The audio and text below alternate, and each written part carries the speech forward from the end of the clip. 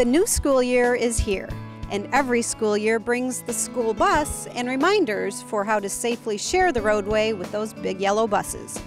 Community Relations Officers Chris Wenzel and Mahabir have a few rules they want you to brush up on.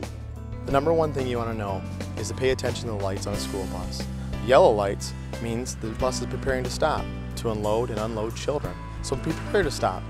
Red lights on a bus means stop. The vehicles must remain stopped until the lights are off the bus. That's the time when the children are loading and unloading from the school bus. School buses on highways like M20 can be especially tricky. A lot of times people actually don't think that they need to stop when a school bus has their red blinking lights on. Even traffic in the oncoming lanes that are in the furthest lane of traffic actually have to stop. A lot of times that's confusing to people because they think it's a 5-lane road so they don't have to stop, but they do. In May of this year, we actually did a traffic campaign for 2 weeks where we actually had police officers ride on the school buses and call out violations as they occurred. It was a very good reminder for motorists to show how important it is that they are stopping for the school buses when the lights are activated. During that campaign, we actually cited 11 people for violating the school bus violation law. And remember to not park your vehicle over the sidewalk.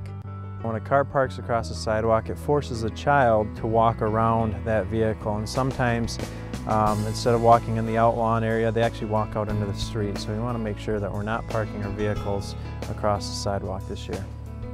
And just like school buses, crossing guards play an important role in helping the kids who walk to school get there safely.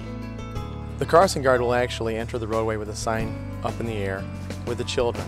A vehicle shouldn't move until that crossing guard and the children have left the roadway, and it's safe to do so. Crossing guard violations are taken very seriously. They are a misdemeanor charge with a serious fine. And don't forget, now that school is back in session, school zones are enforced. Now that school is right around the corner, motorists need to remember that in school zones, there could be different speed limits assigned to that area. Some school zones will actually have flashing lights that inform you when the school hours are, and other zones will actually have speed limit signs that will reduce the speeds from, let's say, 35 to 25 mile an hour for that speed zone. Along with that, if you are pulled over in violation of the school zone law, there are an increase of 1 point to your driving record, and fines will increase for that. Remember that traffic increases twice daily in and around the school zones, from when the kids are being dropped off and picked up. Now that school is in session, please remember to leave yourself some extra time. So be patient and let's everyone have a safe school year.